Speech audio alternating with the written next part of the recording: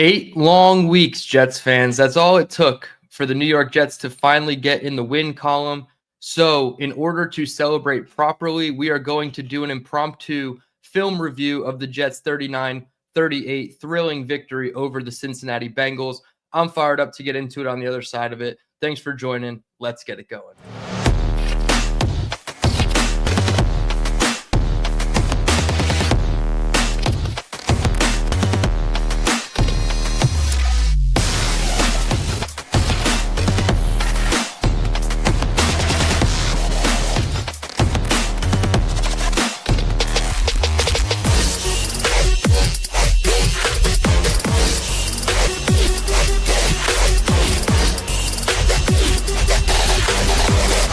We want you to bring that here, all right? Go up there and press him and choke him out.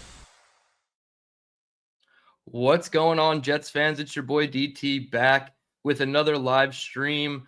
Just wanted to celebrate Victory Tuesday, the Jets finally getting a win in proper fashion. I wanted to go over the film review, so thank you all for checking it out. Hit the like button on your way in. Subscribe if you are new to the channel. We just surpassed 1,100 subscribers, so we're well on our road to 1,500 and then on the road to 2K subs like you can see down here. So I certainly appreciate all of the support there. And then if you want to be a member of the A1 Since Day One community, you can join at the $4.99 per month tier. That's right through YouTube where you go to get your super chats. You can go and become a member, as well as gift memberships to the community where you will get bonus content. And as the wins hopefully keep flowing for the Jets, we can continue pumping out more exclusive content for you there. And another reminder for those who may have missed it, I am now the host of the Believe in Jets podcast, and you can find that on basically anywhere you get your podcast, Apple Podcasts, Spotify, many other iHeartRadio, I believe, also carries it. So wherever you get your audio-only podcasts, check me out at Believe in Jets. Obviously, you don't have to necessarily believe in the team, but certainly believe in me on my journey to become an official podcaster. So audio-only version of most of my pods, the game recaps, game previews, perhaps some bonus content coming later this week in the bye week. So Believe in Jets wherever you get your audio podcasts. I certainly appreciate all the support there. If you leave a 5-star rating and review, I will read that and I will enter you to win one of my very own DT t-shirts. So a 5-star rating and a review. Tell the people that Believe how good I am of a host. I certainly would appreciate that there so that they can continue believing in me. So shout out to everybody in the chat. I appreciate everybody tuning in. Chris B, Bill M. I have a special watcher right now. I know that she's watching. She told me so. And that is my Aunt Judy. And to start off this show, we're going to hold off on the film review. We have a bit of fan mail, I guess we'll call it. My aunt sent me a package that she wanted me to open on stream. So hopefully it's nothing that will get me demonetized by YouTube. I'm sure it won't be. And knowing her, it's probably a really cool Jets or football gift. So I'm going to mute myself as I open this box, not to hurt everybody's ears.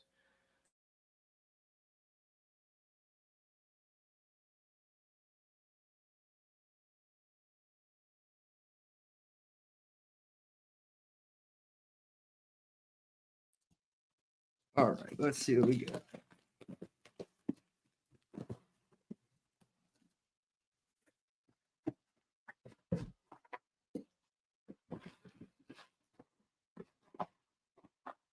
Oh, hell yeah.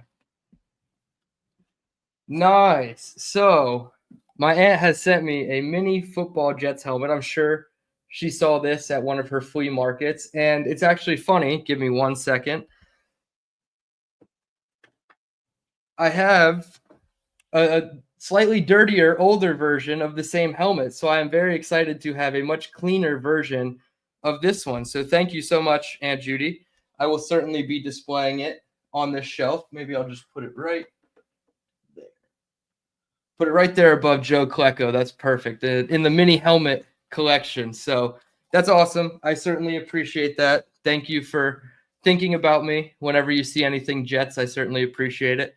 Hopefully you don't think of how bad the team is as you're thinking about me. So Thank you so much, Aunt Judy and Uncle Tom, for sending me that gift. I really appreciate it. And it looks perfect on the shelf. 2 green, 2 white. Now we have some balance. So certainly appreciate that. Thank you so much.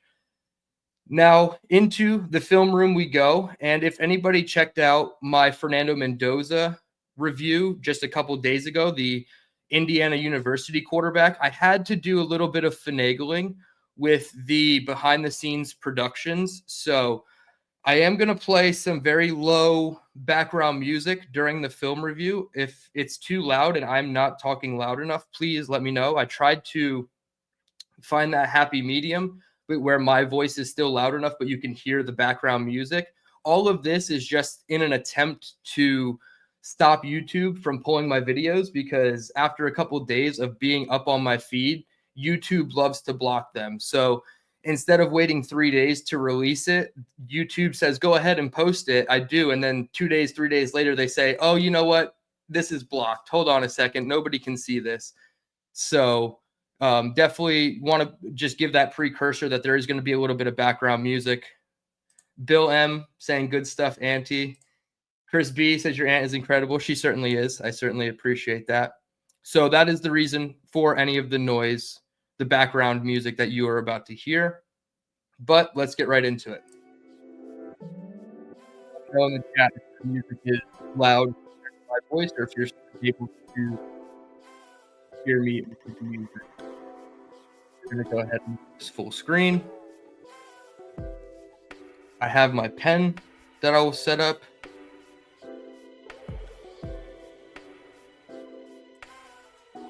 And we'll be ready to go shortly. Just give me a thumbs up in the chat, or a good to go in the chat if my voice is louder than the background music that I have playing. Again, all of this is in an attempt to stop YouTube from blocking my music or my videos from being played on their site. Bill M, thank you. I appreciate it. All right. This is going to be pretty lengthy. I have over 15 clips from this game in chronological order, some good, some bad. Good offense, good defense, bad offense, bad defense. So buckle up, get ready for the ride, as our head coach said. But who would you rather fly with than them effing Jets? So starting it off, Breece Hall, the 4th and 1 toss play, the one that it looked like Justin Fields checked out of. It looked like they may have had the QB sneak on as the call, and instead they decided to check out of it and toss it to Breece Hall, working towards the bottom of the screen. And a couple things immediately that I don't love are Arian Smith and Allen Lazard being your lead blockers. Now, Allen Lazard had a decent game blocking for the most part in the run game, but this play specifically early on was not a good one from him or Arian Smith down the bottom. So we'll play it through and then we'll go back and talk about it. There he goes with the check. Breece Hall gets a little bit more depth. They motion over Mason Taylor as the lead blocker. Toss right. A lot of missed blocks. A lot of things going wrong on this one here. So first, Breece Hall is only about 4 yards behind Justin Fields in the backfield on this one. And then as soon as Justin Fields cans the play or kills the play, Breece Hall gets about 2.5 more yards of depth. They're in a condensed 2x2 with what looks like 7 players walked up at the line of scrimmage. They motion Mason Taylor across to a 3x1. Armand Membu kicks out. You have Lazard doing a pin and Membu doing a pull. Arian Smith working up to the second level against the linebacker. He's going to lose that battle. Allen Lazard simultaneously loses his battle inside to Shamar Stewart. So Shamar Stewart gets a good angle from Allen Lazard. The linebacker, I believe that's Barrett Carter, gets a good angle from Arian Smith. Mason Taylor does a good job on his block. Membu does a great job working up to his blocker. But unfortunately, the 2 wide receivers on your side lost their blocks. And Breece Hall is tackled for a 3-yard loss on 4th and 1. So instead of needing 3 feet, you went backwards about 9 feet and you gave up possession on your side of the field. Here we have the score 10-3, Cincinnati. A.Z. Thomas versus T. Higgins down the bottom of the screen. This is the long 44-yard touchdown. This one, I don't know if I'm necessarily going to blame everybody, but it definitely looks like A.Z. Thomas and Malachi Moore have some kind of communication error. You're going to get a crosser running, I believe, from this spot here, running from left to right. And Malachi Moore looks like he's going to crash down on the crosser instead of trying to play the one-on-one go ball. You're going to have Malachi Moore crash down onto this over route. And it looks like the technique that A.Z. Thomas is playing with would signal to me that he was expecting help over the top. He's playing like a trail coverage where he gets somewhat behind T. Higgins, and he's kind of trailing in his hip from behind. And it looks like in that situation, he's expecting the safety help to be over the top, and he can trail into the safety's coverage, and then it becomes a pseudo one-on-one on anything vertical down the field. That's just my assumption. Again, I'm not, positive that is exactly what the play call is. Perhaps A.Z. Thomas was supposed to know that Malachi Moore is crashing down, and he's supposed to play a different technique against T. Higgins. That could also be probable here. But nonetheless, it is a communication error that leads to a touchdown. We'll play it through. They motion to I formation, fake the toss left. They get a lot of people flowing that way. Malachi crashes on the crosser and leaves T. Higgins wide open, beating A.Z. Thomas in coverage. So we'll pull it back. You see all the second level defenders for the Jets. They really just over pursue. All three of these guys pushing to the top of the screen here. And it's really unfortunate because it looks like Michael Carter does get beat inside by the crosser, right? It looks like he's gaining a little bit of separation here at the top of his stem. And Joe Flacco is looking somewhere in this vicinity, right? He's looking towards the bottom of the screen. He's not looking at Chase Brown or what looks like Jamar Chase up top. It looks like he's keying in on this crosser or on T. Higgins. So when you get Malachi Moore backing up as the single high, and then all of a sudden putting his foot in the ground and driving downfield on the crosser, it's going to leave a situation where A.Z. Thomas is basically left in no man's land against T. Higgins. Right here, he's losing the leverage battle. T. Higgins has him by a step. Malachi Moore has already removed himself from the play. Again, is this A.Z. or Malachi Moore's fault? I'm not entirely sure. I'm not going to pinpoint blame either way.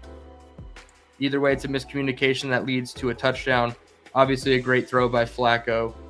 And that's part of the rookie lumps that you're going to deal with having rookie secondary members starting, playing 100% of the snaps.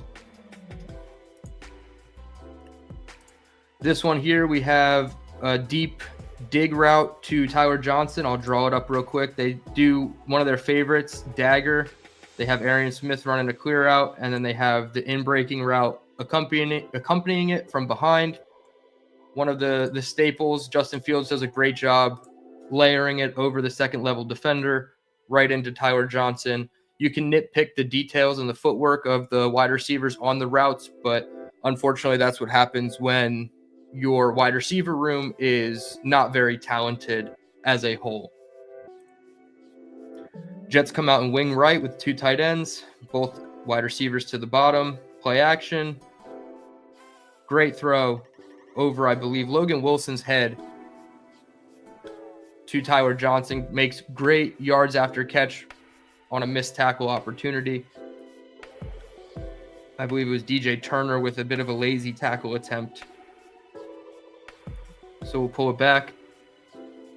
Do a good job selling the play fake. Both of the Cincinnati Bengals linebackers are pinched up now. They have to get back in coverage. Arian Smith is running the clear out to the two high safety look. Tyler Johnson is starting to break on his route. Looks like maybe cover 6 coverage where you have, quarter, half by the three high-level DBs. Good in-breaking route against it. I would like to see maybe, him work out to like here and then break it off a little bit deeper into his stem. Obviously, again, we're nitpicking receivers that aren't very talented. But again, look at this pocket back here for Justin Fields to work with. This is a dream. If you're going to make Justin Fields a thing in this NFL, this is the type of pocket that Justin Fields needs, because he is unfortunately the type of quarterback that needs to see it open. He is separating to throw it right here, which is good. It's about a step and a half out of the break for Tyler Johnson. He's going to end up putting the ball out in front of him, which is good. Good lead. And it allows right there, right over Logan Wilson's fingers, right into the spot between 4 defenders there for Cincinnati. Turns upfield, breaks a tackle, carries another guy for another 3 or 4 yards. Great play by Fields. And this was on the drive that ended with the touchdown that we'll see in a couple plays. And I think that this was where it started to turn the corner for Justin Fields from a confidence standpoint. He was able to throw with a little bit more timing, see things pre-snap potentially that he likes, that he's able to take advantage of. So I thought that this might have been a bit of a turning point for Justin Fields in terms of confidence passing the ball on Sunday. All right, now we have the touchdown route to Tyler Johnson again. Great anticipation from Justin Fields. They start out in wing left, slot right. They shift over Mason Taylor. And what we're basically going to get is what's called spot. So you're going to have a flat route. You're going to have a hook sit route. And then you're going to have a corner route that leads off the screen by Tyler Johnson. So the read is usually low to high. So you're looking at Mason Taylor in the flat as your number 1. You're checking back at Lazard at the number 2. And then third and final check is to Tyler Johnson. So perhaps the blitz maybe accelerates Justin Fields' progression through this read, but nonetheless, Justin Fields reads it out properly. He can take the flat route, but again, with the blitz coming, is he even able to? They bring a DB type off the right side. As you see there on Armand Membu's outside shoulder, he's a free releaser. And it looks like man-to-man coverage. You have 29 on Mason Taylor. You have this DB type on Johnson and this DB type on Allen Lazard. So realistically, sifting through all of this traffic here to get to the flat route is going to be difficult for this defender, right? He's got to get through 4 bodies essentially. And Justin Fields would have had Mason Taylor, but unfortunately there is the free blitzer, number 27, I believe that's Battle, coming off the edge here. So Justin Fields has to accelerate a little bit through his read. As you can see, Mason Taylor probably has an easy path to the sideline here. You have like a natural pick rub route with the hook sit from Lazard, and then Johnson wins with leverage because the DB is giving inside leverage, forcing him to the outside. So Justin Fields, with the free rusher in his face, decides, I'm going to throw it up to my guy here, already separating. Look at this anticipation. Tyler Johnson has no idea that the ball is being thrown to him right now. Mason Taylor, who has his head turned around looking for it, is probably like, oh, I'm about to get the ball, because he understands it's man-to-man. Unless, obviously, 27 comes free to Justin Fields. Now he has to adjust. Throws it beautifully in a bucket to Tyler Johnson for the score. We'll see it a little bit from the back angle, just how free the rusher came on Justin. He's taking a hit as he's throwing it. You see man-to-man with 29 following Mason Taylor on the motion. 27 comes free. Right in the bucket to Tyler Johnson. Beautiful throw from Justin Fields. something that we've been, begging for from him since week 1 against the Pittsburgh Steelers. And we started to see, most of it. I would still say week 1 was Justin Fields' best game, but I still think that this was a very close second and, something you can definitely hang your hat on if you're Justin Fields, given all of the events of last week. This one, we have a nice in cut to Tyler Johnson down the bottom. They're going to motion Isaiah Williams across to 2x2. You're just going to get a nice in breaker right there from Johnson. Fields puts it right on him. I guess my only criticism, as we go back and slow it down a little bit, my only criticism would be for Justin Fields to throw it maybe a second earlier. But again, that's kind of nitpicking. Looks like man-to-man based on the pre-snap motion, but it's not. They back out into some sort of zone coverage, potentially cover 6. Looks like you have, half, quarter with your 4 underneath players for Cincinnati. Just a guess, looks like cover 6. That's what I'm going to assume it is. You have a nice in-breaking route from Tyler Johnson. Fields is already loaded up to throw. The only thing I would say is, can you throw with a little bit more anticipation here and throw it right into this lane right here? Instead, it looks like he kind of throws it into this lane here. Again, nitpicking, it's a couple of yards for Fields, but I would rather him throw with a hair bit more anticipation right now. Now he's already separating to throw. Now he's about to release the ball. The ball is on the way to Johnson. Great throw regardless. Could it have been slightly better timing-wise? Sure, of course. And you can kind of see Fields hesitate from the backside angle. Not trying to take anything away from it, just wanted to, nitpick a little bit with details here. Boom, right now, throw it. You already know that he's clearing number 44. He's wrapping behind number 44. You could throw it right off his inside shoulder. He kind of pats the ball once, gets into his stance, and then throws it. Again, nitpicking, what is he going to gain? A couple extra yards after the catch.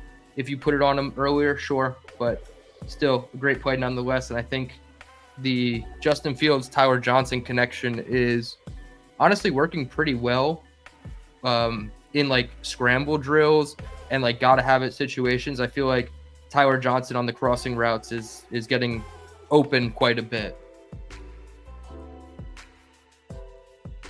Here we have a mesh concept. They're going to run it to Isaiah Davis. So they start 4x1. They shift out to empty. They're going to run mesh. So before we play it, it's basically just shallow crosser, a hook sit route by the number 2 to the top of the screen. What they're anticipating is that it's man-to-man coverage, and everybody's going to get lost in the shuffle and lose Isaiah Davis crossing the field here on this route. So they get their man-to-man. Everybody's running away from their guy. 23 is on Mason Taylor. Geno Stone, I believe, 22 is on Isaiah Davis. The linebacker's trying to get the other linebacker, I believe that's Logan Wilson. He's trying to get him to stay there because they know that crossers are coming, trying to essentially create a pick route. Works to perfection. Fields puts it right on Isaiah Davis. Huge explosive gain down the right sideline. We'll back it up. Just see how much traffic number 22 has to get through right there. So number 22 is the guy trailing Isaiah Davis, who's running this way. 1, 2, 3, 4, 5 bodies in the way of number 22 getting over to that spot. Justin Fields is already releasing the ball. They're about 5 yards of separation here from Isaiah Davis due to all these natural pick routes and rub routes from the mesh concept. So I love to see the timing of calling a play like mesh work well against man-to-man coverage by the defense. Isaiah Davis, big conversion for a first down. We'll see it again from the back angle. You'll just see all the muddiness that Tanner Engstrand is trying to create on this play. and the receivers do a great job of creating that muddiness as well. Boom, right there. Geno Stone has no chance. He has to go all the way around it. He's right here on this yard line, about 6 or 7 yards of separation to Isaiah Davis, who has just now caught the ball and is getting even further away. That's probably about 8 yards of separation from his responsibility. So Isaiah Davis, great game, great job turning upfield, creating an explosive on that mesh concept. Here we have another Isaiah Davis explosive. This is the 50-yard run. He's basically going to beat the linebacker in the hole, break a tackle, keep his legs churning, zoom all the way down the sideline for 50 yards. We'll play it through. 3-by-1 set. Beats the linebacker to the hole, gets out. Bad angle by Battle, the safety. Almost a touchdown, but he's caught from behind. Absolutely love this stuff from Isaiah Davis, who came into your season, running back 3 on the depth chart, working his way up. Obviously, the Braylon Allen injury doesn't help things, but now he's your running back 2 behind Breece Hall. So we get as a handoff. 44 comes shooting into the gap. Tippmann does a great job of redirecting him to the inside. Great hole between Tippmann and Membu, where I feel like the Jets have their most success. I believe the nerd stats back that up. Between the right guard and right tackle is their most success on each run play. 49 tries to meet Isaiah Davis in the hole. Davis has other plans. He keeps his feet churning. Can't wrap up his ankles. Battle takes a terrible angle. Lazard with his downfield blocking. I mean, this is why you keep Allen Lazard for what he's doing right here, 35-yard line, carrying his guy, walling off to the 40, almost the 45, letting Isaiah Davis get past him, and then wisely letting go not to create a holding. Prematurely puts his hand up thinking ID is going to score, but that's okay. A great play nonetheless from Isaiah Davis, who again had his best game as a Jet. And you can argue Breece Hall had one of his best games as a Jet as well. See it from the back angle. Tippmann putting his left shoulder right here on 44, just directing him right back inside. 49 has to carry over all the way through these gaps. But Isaiah Davis has different plans. He's going to sneak out and bust a big one.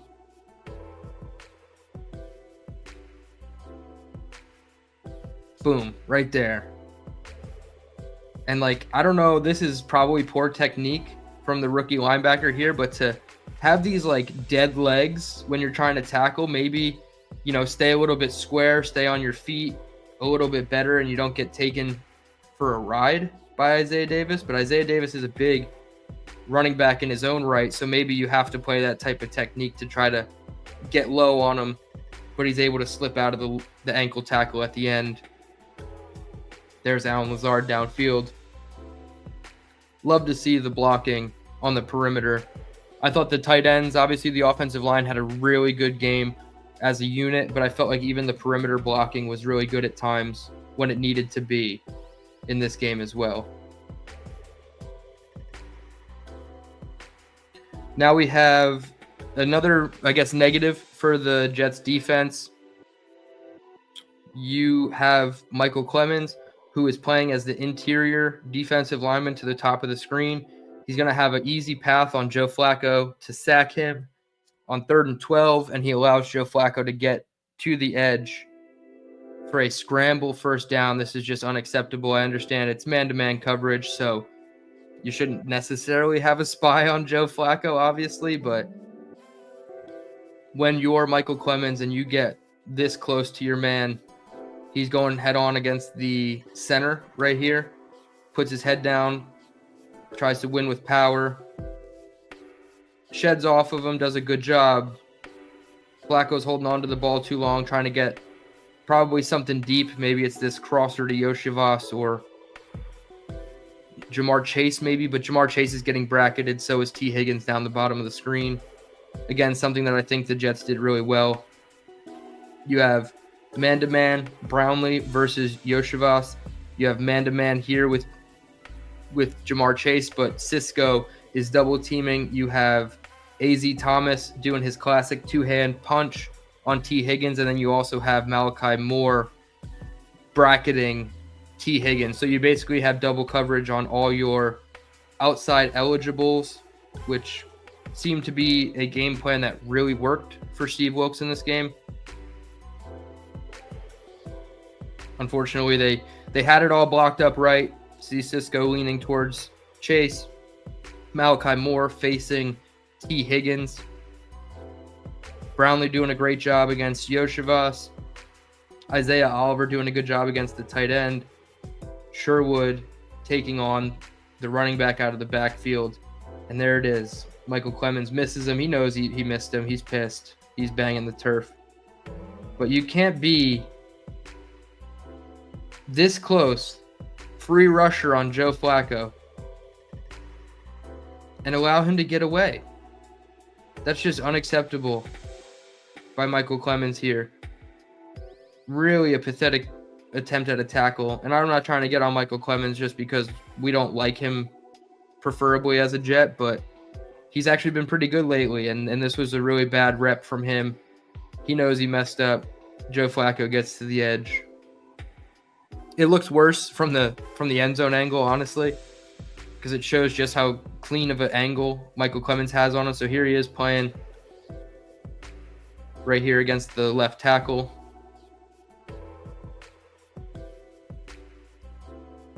You have Will McDonald to that side against the tight end. So now here he is, against the left guard, not the center, like I said earlier. He wins, swims the left guard. Right here, has the perfect chance to not only sack Joe Flacco, but probably force a strip sack and allow the chance for the Jets to fall on a fumble. Joe Flacco feels the pressure, gets out.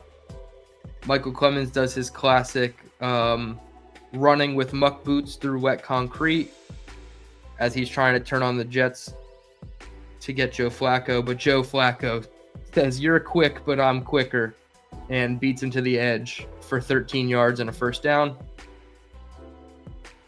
Here we have a positive defensive play. Now we're starting to kind of trend in a positive direction with the defense.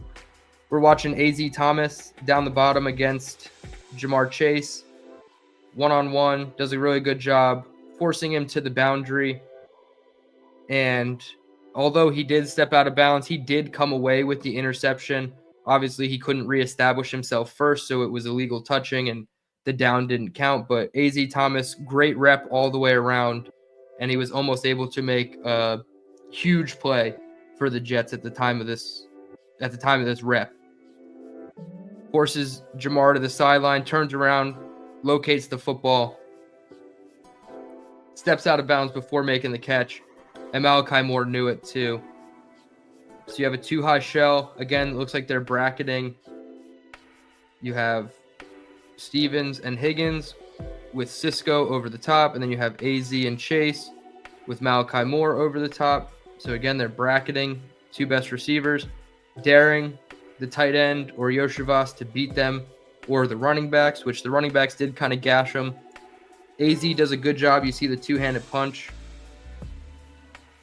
Everybody who's been watching long enough, the intro on my video with AG saying go out there, press him, and choke him out. This is exactly what he means. That two-handed press right here from AZ Thomas. Love to see it.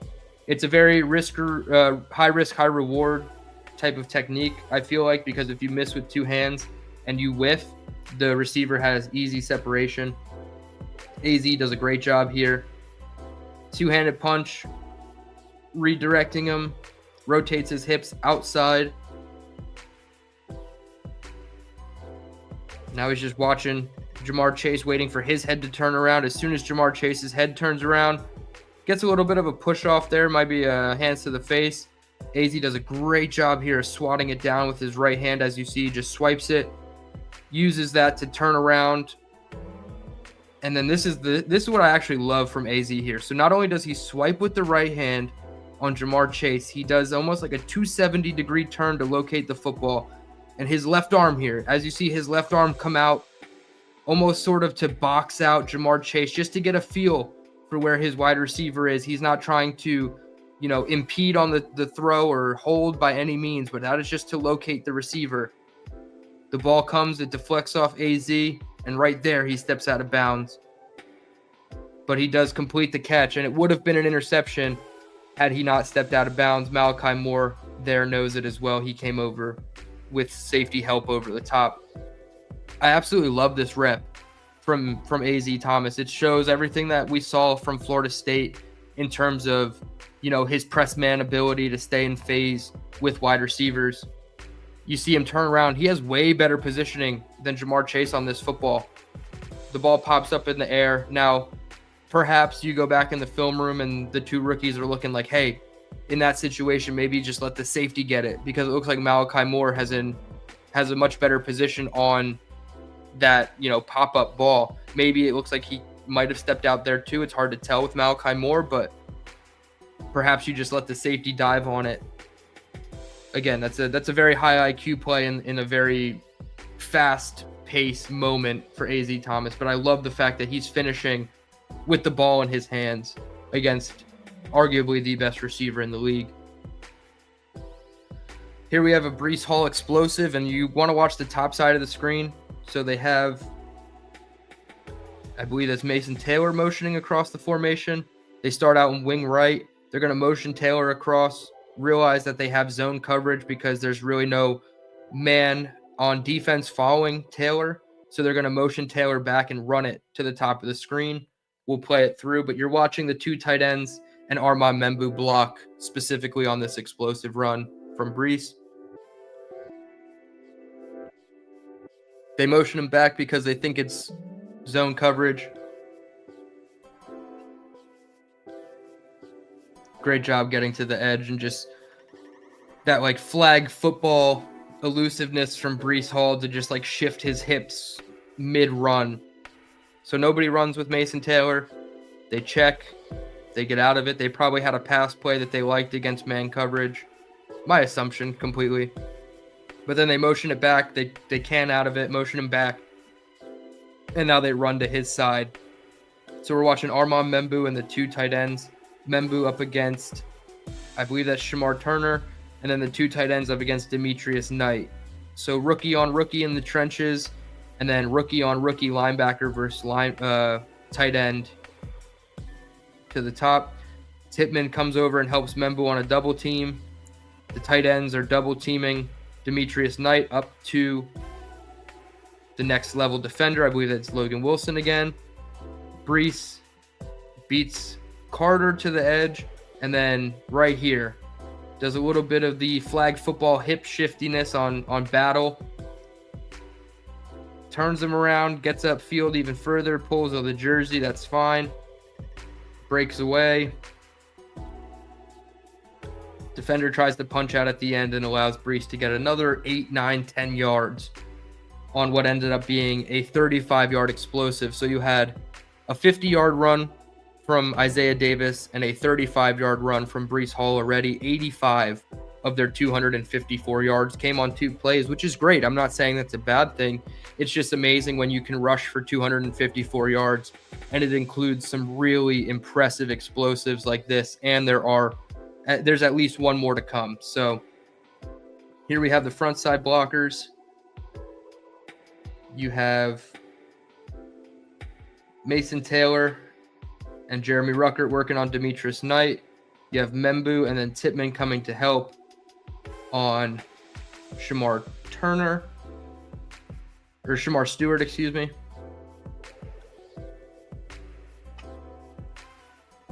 There we go. Engage tight ends, double teaming on the tight end, double teaming the linebacker, excuse me. And then you have Tippmann coming over to help on Stewart. Right here, it's looking like for the most part, Breece doesn't have a lane where he anticipates there's going to be a lane. So he bounces it off, gets to the edge, forces the safety to play. Really sound angles against Breece Hall because Breece is very elusive, and you'll see it here. He even plays pretty square to Breece, but still allows him to get outside. Does that little bit of a Little shake with his hips. I guess we'll call it a little bit of shiftiness there with his hips.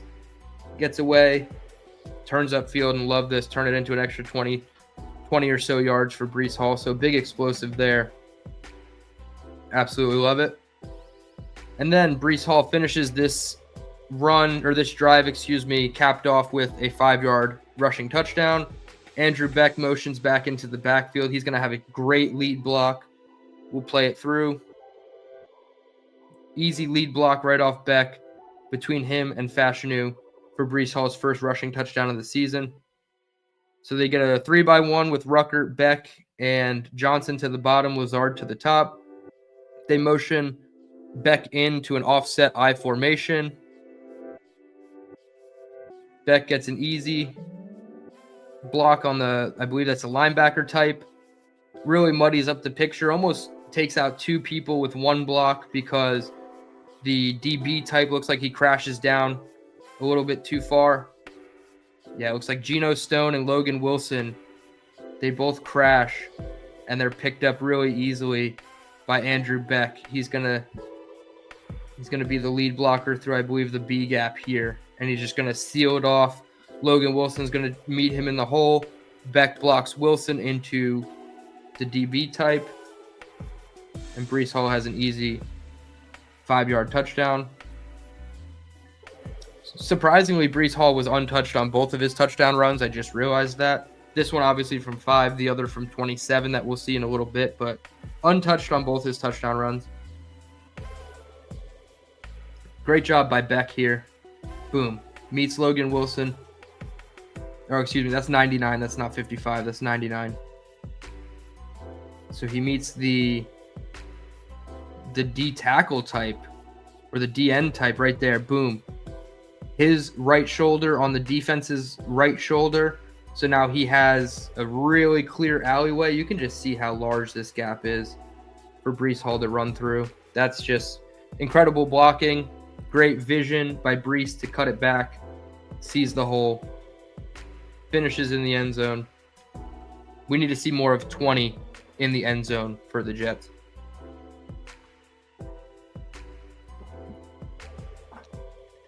All right, what else we got?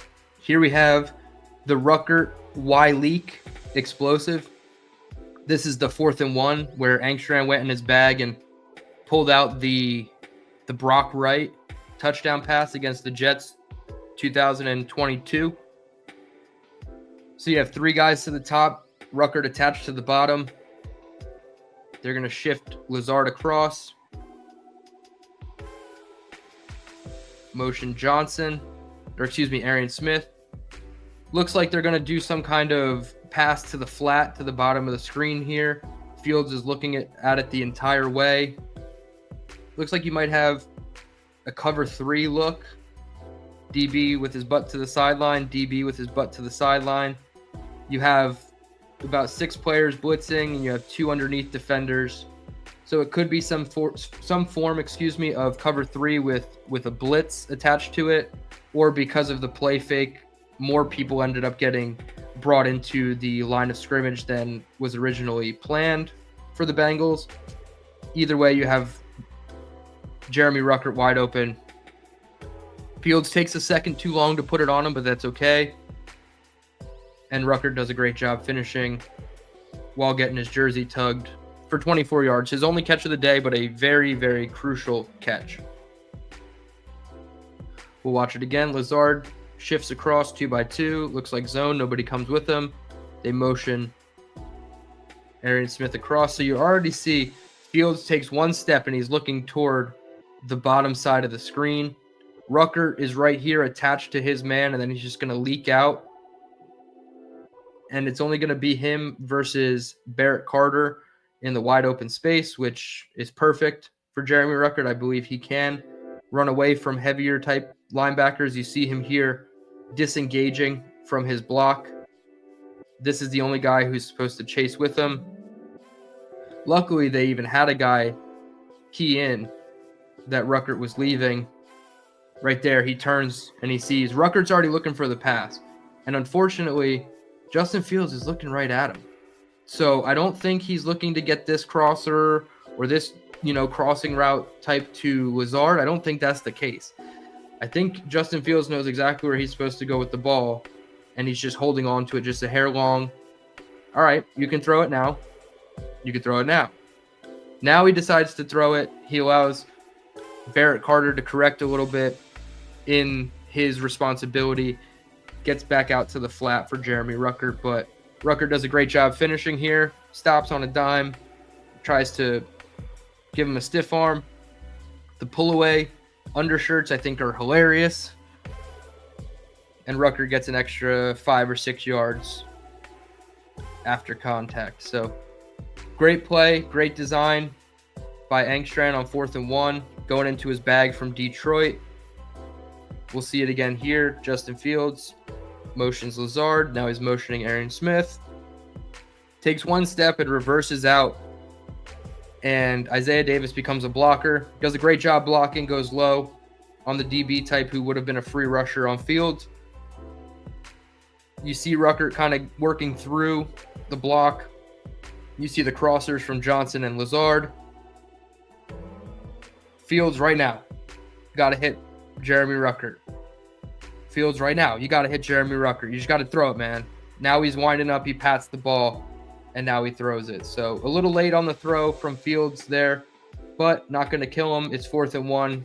He wanted to make sure that no matter what, you're getting the play that you like, and they got it.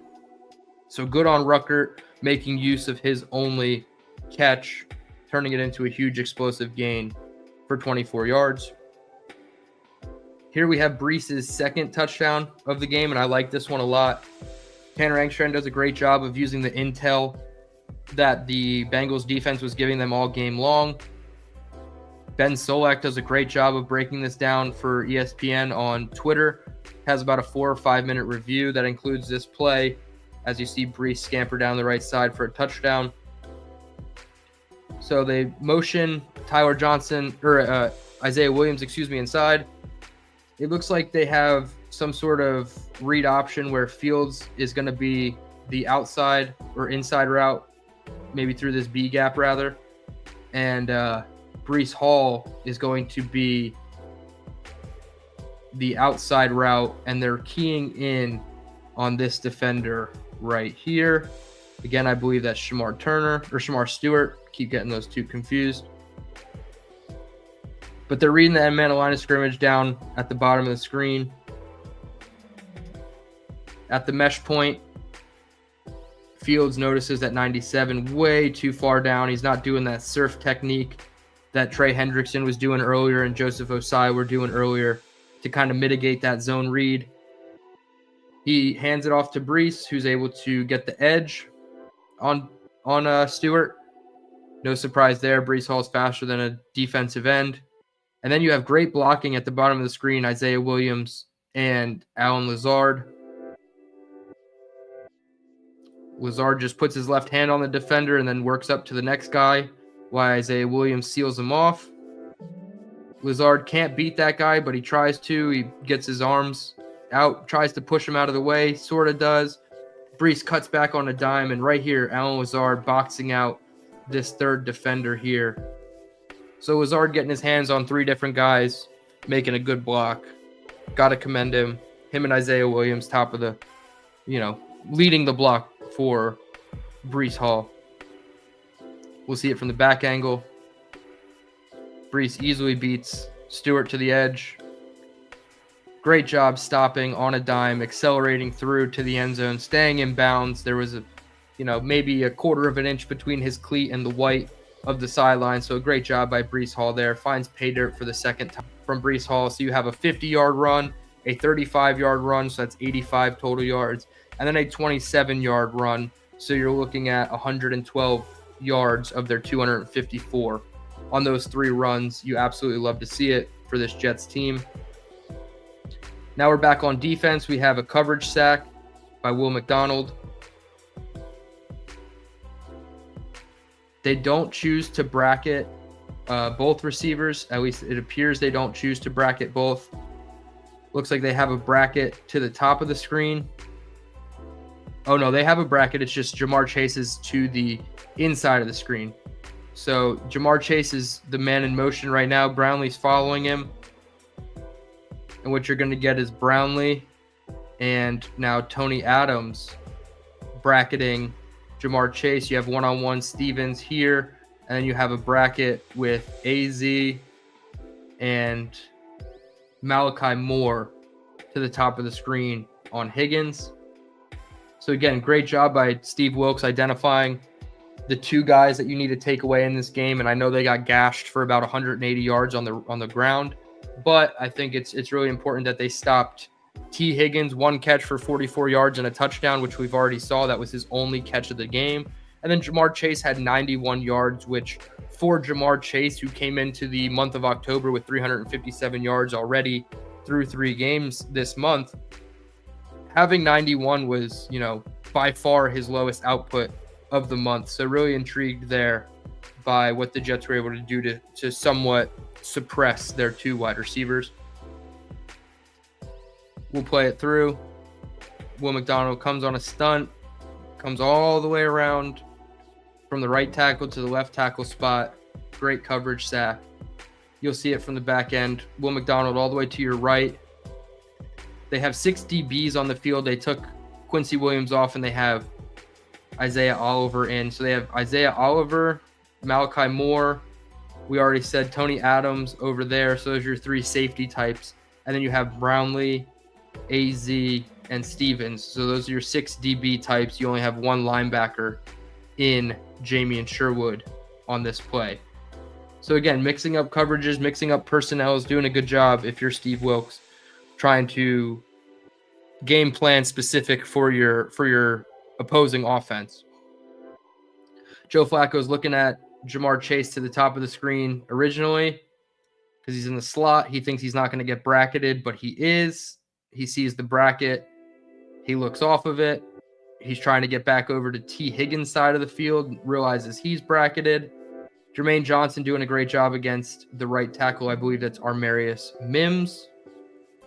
Flacco steps up in the pocket. Will McDonald comes floating all the way around. He can't get through on his stunt, so he keeps working laterally. Joe Flacco doesn't throw it, and Will McDonald finishes with a sack. I believe this is the sack that injured Joe Flacco. He ended up going to the locker room. This was the 3rd down sack to get off the field when they went pass, up 38-32. So I think this is the pass where Joe Flacco actually got hurt. He went to the locker room and he would end up coming back in and finishing the game. But there were moments on the sideline where Jake Browning was warming up while the Jets were on their game-winning touchdown drive. So that might have been the one. Now Joe Flacco is day-to-day with a shoulder injury, so we'll see what happens. But I think that's the play where he ended up getting hurt. Now, back on offense, this is the very first play, down 38-32. So this is your drive starter in a gotta-have-it situation. We're looking at the top of the screen. Arian Smith, he's going to run a great comeback route against, I believe that's Dax Hill, number 23. Top of the screen. So we're in a 3-by-1. Again, wing formation. They motion Mason Taylor across. This time they stick with their play. We'll play it through.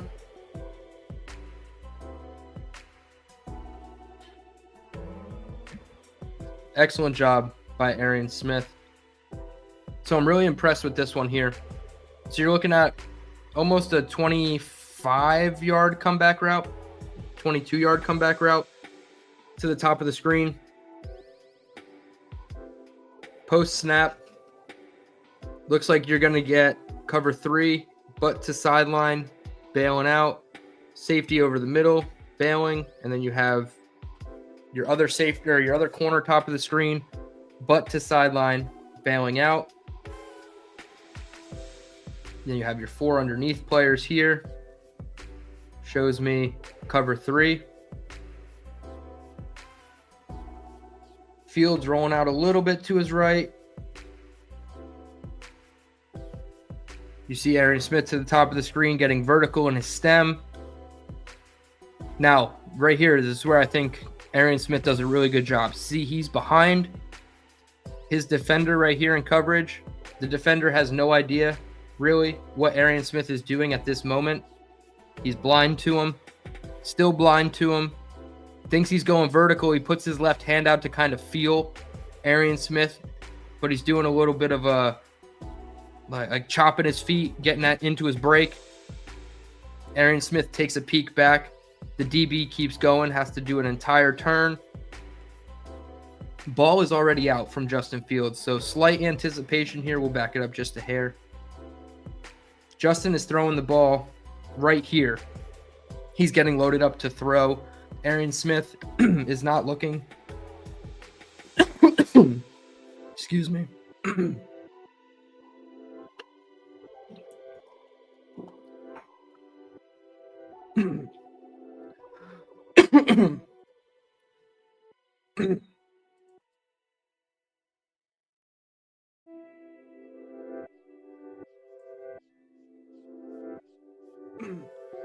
Dying a little bit.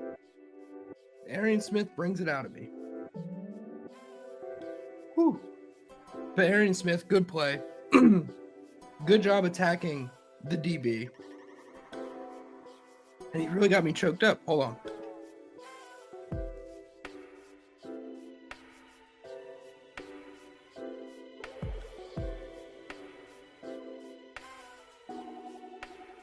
All right. Let's see if we can continue. Whew. Only 3 more plays, but this is what that's what Arian Smith does to me. Appreciate everybody in the chat. Yeah, I'm good. I don't know what the hell happened. Choking a little bit, getting emotional over our first win apparently. Because this is when it started to feel like the Jets were going to come back. That was a great drive starter. 23 yards to Arian Smith.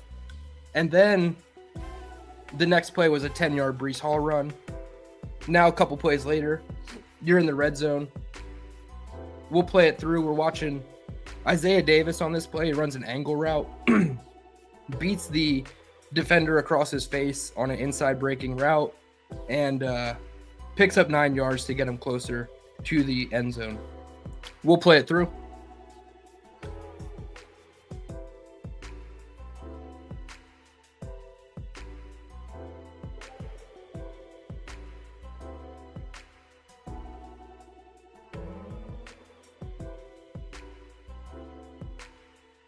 Great job there. Oh, there it is. The voice is back. Great job there by Isaiah Davis. So he's going to leak out. B gap top side.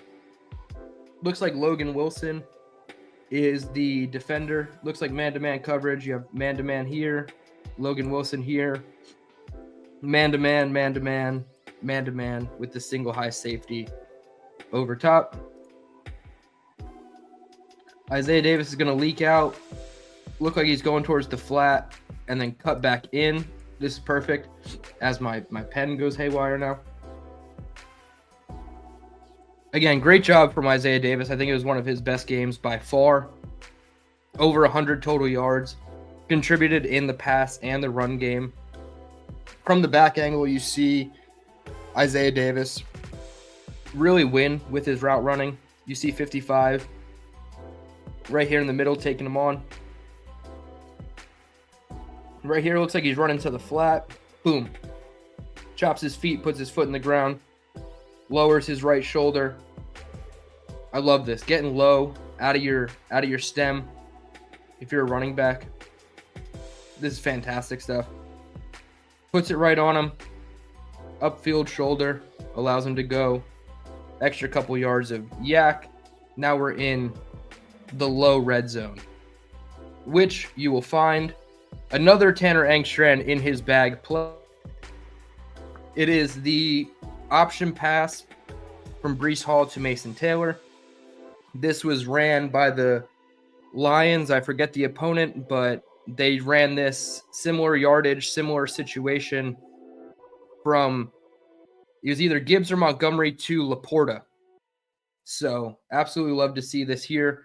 Engstrand getting in his bag. I love AG talking about this play in the post game, how they were talking about it. And Justin was like, well, shit, coach, you better make sure it works. The pump fake is just diabolical from Breece Hall. Not only do you pump fake it, but then you actually throw it. The brass set on Breece Hall here. So you have Breece Hall throws a little pump fake. He's eyeing up Mason Taylor. And what I love about this right here, this is like veteran quarterbacking from Breece Hall. So he pump fakes because it doesn't look like Mason Taylor would win, even though if he threw it like more towards the back pylon, Mason Taylor could have won in the first window of the play. We'll keep it going. Now you have 3 or 4 Bengals defenders bearing down on you. And it's hard to kind of see here. We'll move this up. Breece Hall is getting ready to throw now, but look, right here. The DB's nameplate is to the passer. That is something that I have always loved when quarterbacks can take advantage of. Aaron Rodgers specifically takes advantage of this numerous times a game. If you see the defender's nameplate or the back stripe of their helmet, they have no idea that the ball's coming. So huge heads-up play by Breece Hall to identify this.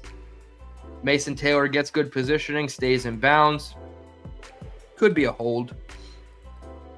Goes up over top of Dre Turner, puts it on his head.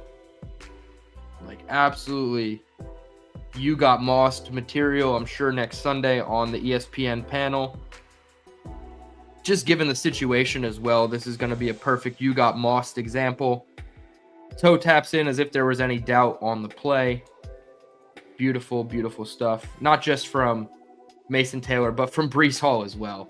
Just veteran quarterbacking here from your RB1. So they motion Ruckert out, and then they motion Taylor across to the motion flat. Great job by Mason Taylor, too, getting depth on the play, because it looks like he's supposed to be like a front pylon type of route. Maybe you get a little bit of depth, but it looks like right here, he's supposed to just turn and run like midway through like 5 yards deep into the end zone, kind of splitting that S. And then he hits him right on the sideline, middle of the end zone, but he stops.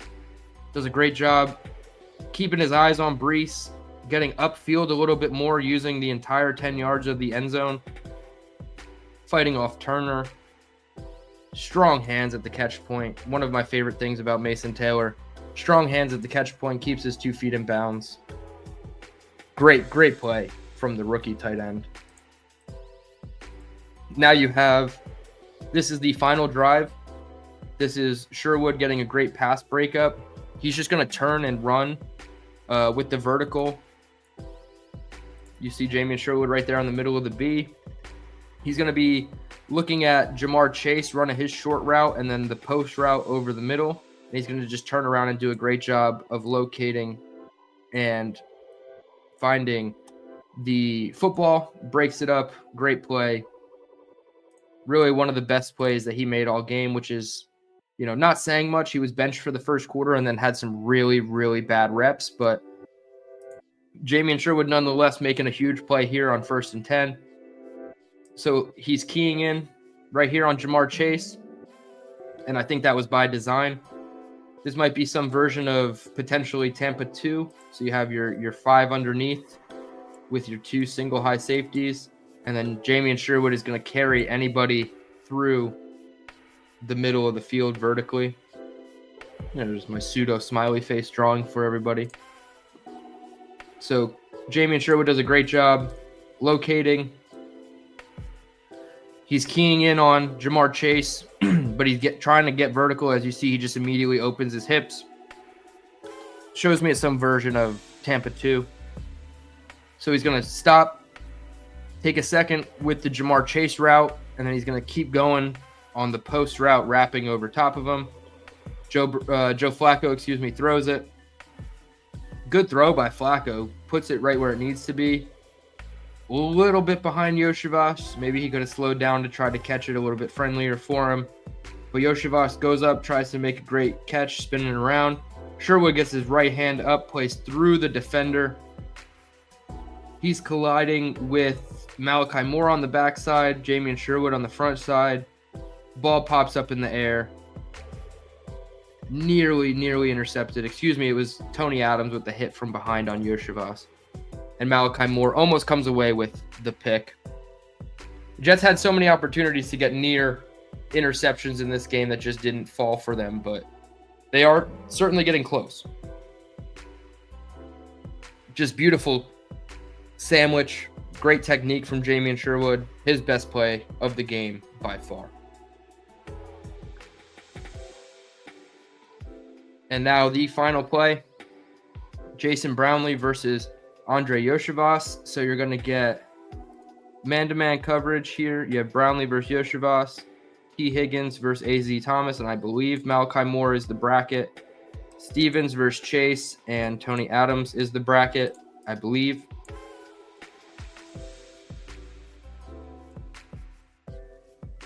Play it through.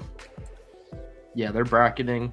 Malachi Moore is breaking over towards T. Higgins' side. Tony Adams is staying home with Jamar Chase on his side. Flacco's looking at Chase first off. Very vertical route. It's 4th and 9, so they needed to get to, I believe, around midfield, maybe to the 47-yard line of the Jets. Yoshivas does a good job. Yeah, they need to get to the 46. So Yoshivas doesn't even run his route at full depth. Maybe that's because Brownlee jams him so well at the line of scrimmage here that he's not able to just get all the way up to the line, and you would assume he's trying to run it about a yard past the line of scrimmage. That would make the most sense because then you actually convert the 4th and 9. Instead, Brownlee plays him squared up inside 5 yards. Great job by Brownlee holding them up to the point where Yoshivas knows that the timing of the play is screwed, so he has to make his cut here when the line to gain is here. So he's like 2 yards too shallow on his crossing route. So he would really have to win with separation here, which he doesn't have against Brownlee. He would really have to win with separation and then get some yak after the catch. Flacco throws the ball low. So yes, he does end up catching it almost about a half yard short of the line of scrimmage, but this looks like even if he caught it, he would not have made the line to gain based on where the football was in proportion to the sticks. But it doesn't matter because Brownlee has a pass breakup anyway and does a very, very good job playing through the defender to seal the Jets' first victory.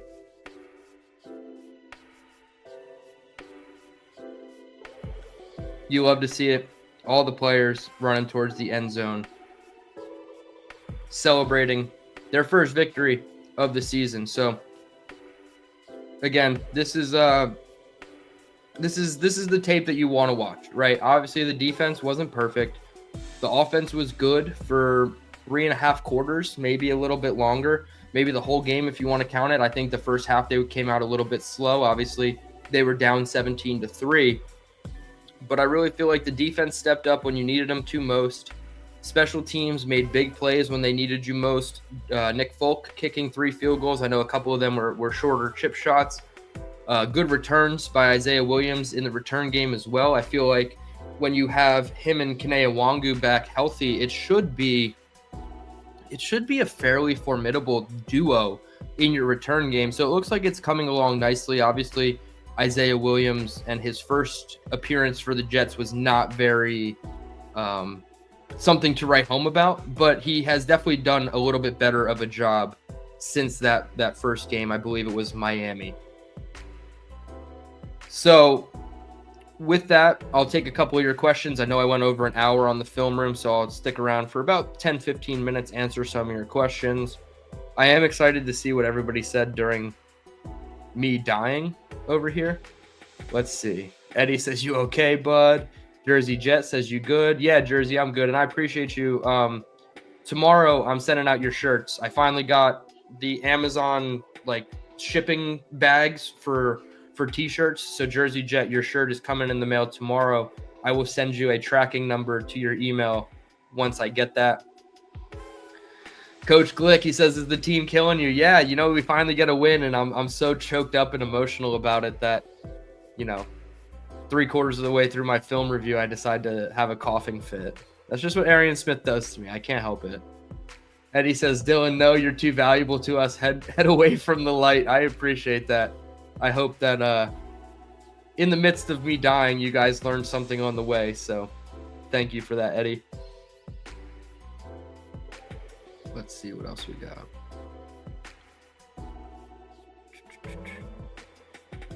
I don't know exactly which play you're referring to, Eddie, but he says that's a touchdown for Lazard if Fields sees him, but he had pressure. I don't know exactly which one you're talking about, but there were, plays left out on the field where Fields could have thrown the ball a little bit quicker, a little bit more anticipation. The receivers could have done a better job with their footwork and their technique and their detail.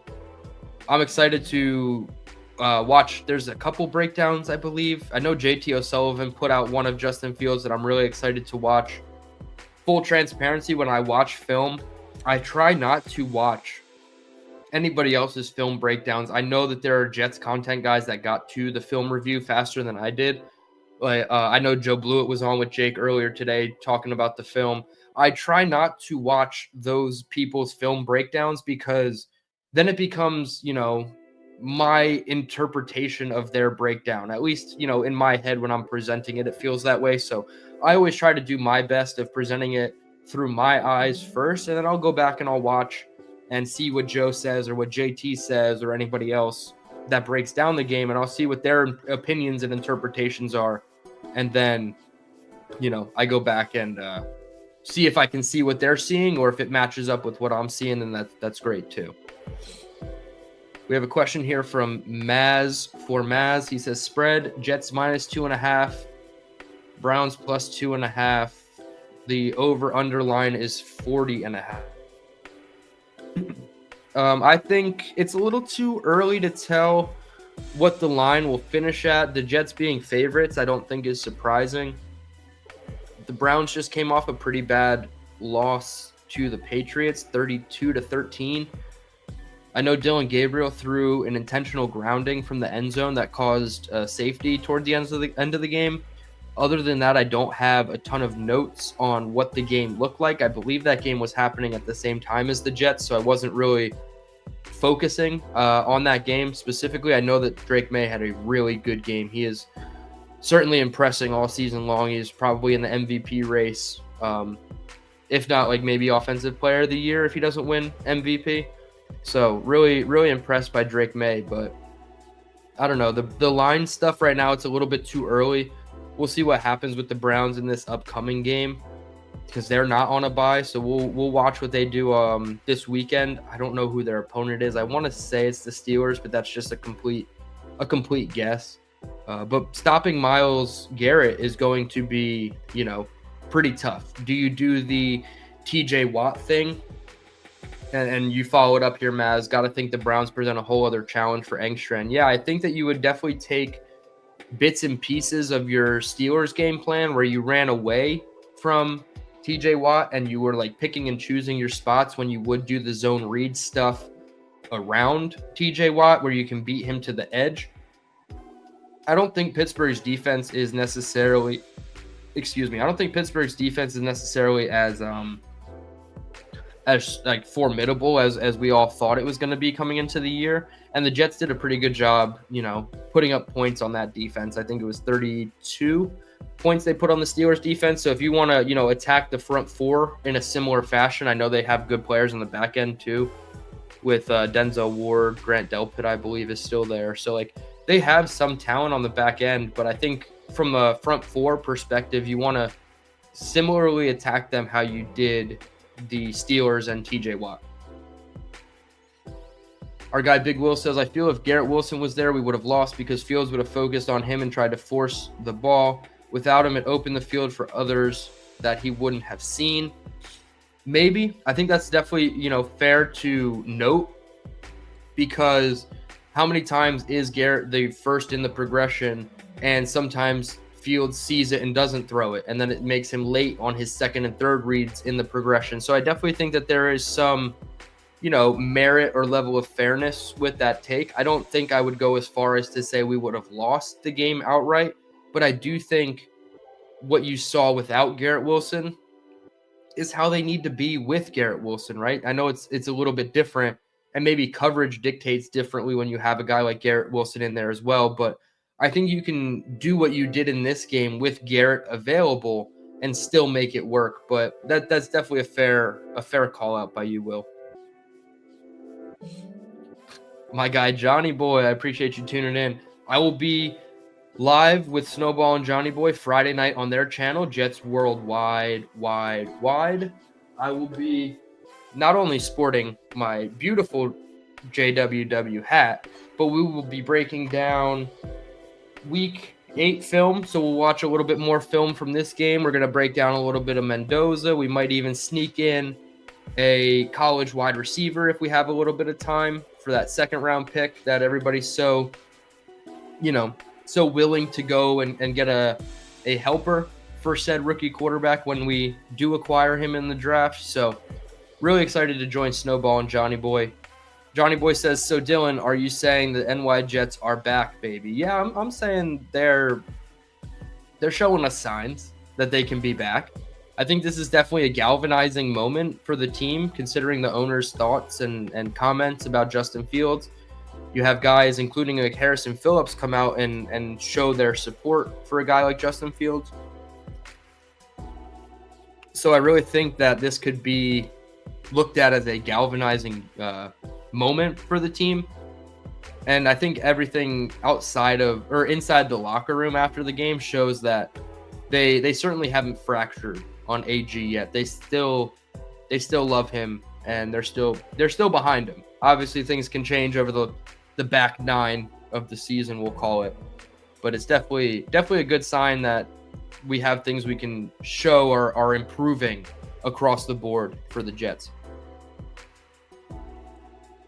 Our guy Pork in the Morning, I love the kind of player Beck is, a great guy to have on our team. Yeah, Beck is really special, and I feel like every time he's in there, it's a lot of fun. It's a lot of fun, and they usually have some good plays cooked up when he's in there. Our guy Tommy, DT legend, my man, thank you for breaking down the film. As always, Tommy, certainly appreciate it. I love doing it after a win. It's obviously a lot harder after a loss, but felt like it was long overdue with this team. And Tommy follows up and says, I think we can dominate Cleveland if we play for our coach and listen to the brilliant minds like DT and Joe Blewett. Yeah, I mean, certainly the content creators, we're definitely we're not stupid.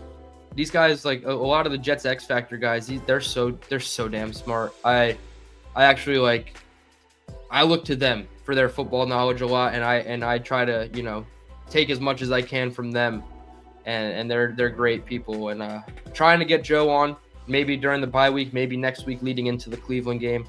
Really hoping to get Joe on and get his thoughts on some of the film, some of the college quarterbacks, and everything like that. I see somebody made a comment about Malachi Corley. Yeah, the revenge game is coming after the bye. I'm not going to put up your quote because it has some language in there, but I appreciate the kind words about the content. The Jets, I mean, they had to let him go. It was one of those situations. It's not going to be, it was never going to really work here for Malachi Corley. It felt like whatever the attitude was surrounding him coming into the building, just from the outside perspective, it seemed like it was just not going to work here. So I'm happy for him. He had a big run, like you pointed out, for the Browns, 31 yards. But I just don't think from a fit perspective with the new regime, even, it was going to work. So tough scenes for Malachi Corley, who was one of my favorites coming out of that draft class. We'll take a couple more comments and questions here before we head out, almost at the hour and 20 mark. Oh, I remember this one from earlier. Charles, he says, Dylan, do you remember when I asked you if week 1 was just a mirage? Yeah, I mean, week 1 totally lies, right? I think that's the narrative. The Jets looked really good. That was probably their best offensive game on paper, and they had a 9-point lead in the fourth quarter, and they blew it with a special teams fumble and some easy field position for Aaron Rodgers. So do I want to say it's a mirage? No. Do I want to say that it was unrealistic to expect that or something similar to it for the entire season? Yeah, absolutely. And I'll put my hand up and say that I think if we could get anything close to week 1 for 7 out of the 9 games, coming down the stretch, maybe you have a realistic chance of going 5-4 and finishing the season 6-11. But I felt like as soon as there was tape on Justin Fields and Tanner Engstrand from week 1, it was very easy for Buffalo to pick us apart schematically. And it's been kind of an uphill battle for the offense ever since, trying to prove that they can scheme around it. I'm not saying Engstrand hasn't been able to scheme to his opponents, but I felt like this was a game where it showed just how well him and the quarterback were in sync on this play. So no, maybe not a mirage, but definitely something we shouldn't have been expecting as the norm for this offense, for sure. All right, with that, we're going to end it. I appreciate everybody tuning in. Just over an hour and 20 minutes. I really appreciate everybody tuning in for the film room. And I'll be back. I have a pre-recorded episode coming out. I have a special guest, one of my former co-hosts from my time at Jet Nation. I won't reveal the name, but I'm really excited to have him on. It's been a long time since him and I talked on the airwaves, so that's going to be a 30-minute episode coming out tomorrow that will also be on the Believe in Jets podcast feed. We're going to be talking about trade deadlines. We're going to be talking about the state of the Jets, a couple other things heading down the back 9 of the season, what our expectations are going to be. So really excited to have my guest on tomorrow. That'll be a pre-recorded episode for you guys hitting your feed either tomorrow night or Thursday morning. You can check me out with Jake Asman, 4 p.m. on his YouTube show, The Jake Asman Show, on his channel. Friday, again, I'll mention Jets Worldwide with Snowball and Johnny doing some more film review. And then Sunday night at around 8:15, I will be on with my boy Nick Shine Time and Prime Time. Really excited to get back in the studio with him. We haven't been on air since we did our live stream week 2 against Buffalo. So really excited to chop it up with Nick. He was in the building for the Jets win against the Bengals, so I want to hear all his thoughts and takeaways from that game. I was saving this for the very end of the podcast because I didn't know how to transition away from it. Obviously, the passing of Nick Mangold on Sunday morning is just terribly sad. 41 years old with kidney disease. Maybe 2 weeks ago, he put out the tweet, publicly addressing the situation and saying that he is on a list. I know there were some Jets fans that either checked their eligibility or were eligible and were, trying to go through the motions of trying to help our guy Nick as best as possible. But the rapid decline of Nick over the last 2 weeks has just been really unfortunate, to the point where he obviously passed Sunday morning. So just really sad.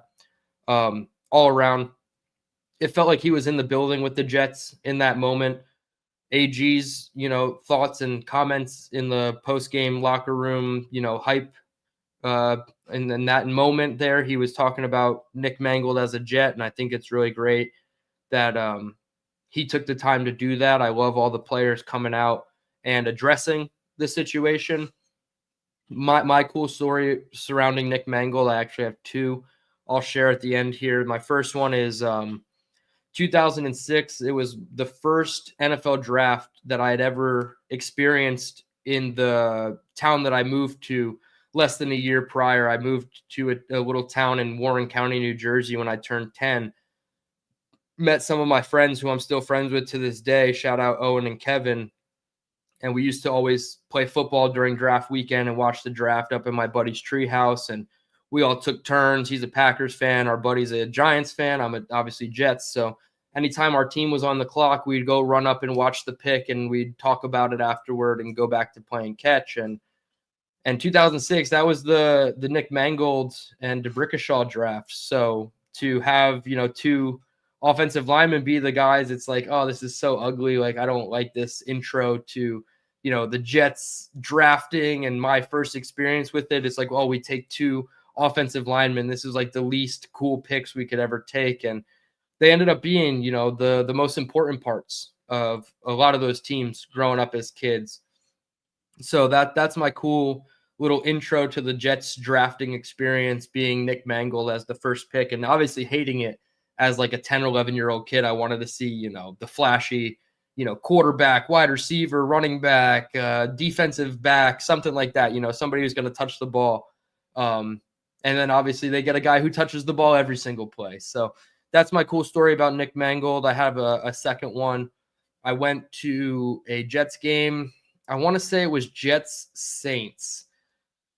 What is it? 2022. So it was before Rodgers. My buddy had some suite passes. I probably wouldn't have gone if it wasn't for the fact that we were sitting in a suite.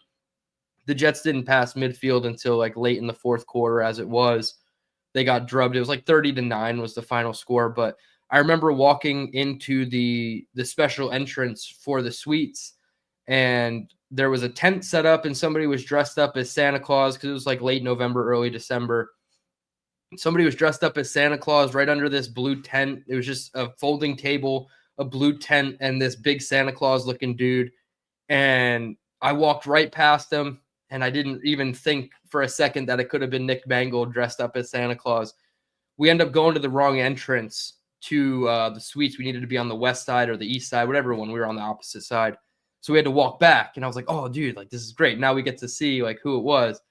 It was Nick, and he was there taking pictures with fans, and I didn't stop and bother him for another moment of his time to take a quick picture. Now, obviously, I wish I did, but it was just funny that I almost like walked right into Nick Mangold dressed up as Santa Claus, and I didn't even realize it. So just my two quick stories at the end about Nick Mangold. Just wanted to share my thoughts. I think obviously everybody's extremely sad about this, and as somebody who's only 30 years old, like Nick was the guy that we grew up with. So a Jet through and through. The social media team has done a really good job, putting out all of the Nick Mangold content. So extremely sad. If anybody wants to support, I'll put Matt O'Leary's link in the description. He's doing a sale of 74 merch, hats, t-shirts, long sleeves, hoodies. 100% of the proceeds are going to the National Kidney Foundation. So wanted to shout out Matt at the end here. Didn't really know how to transition away from that, so I wanted to put it at the end. Appreciate everybody that stuck around for the film review, for the cool moment at the end here talking about Nick. I appreciate it.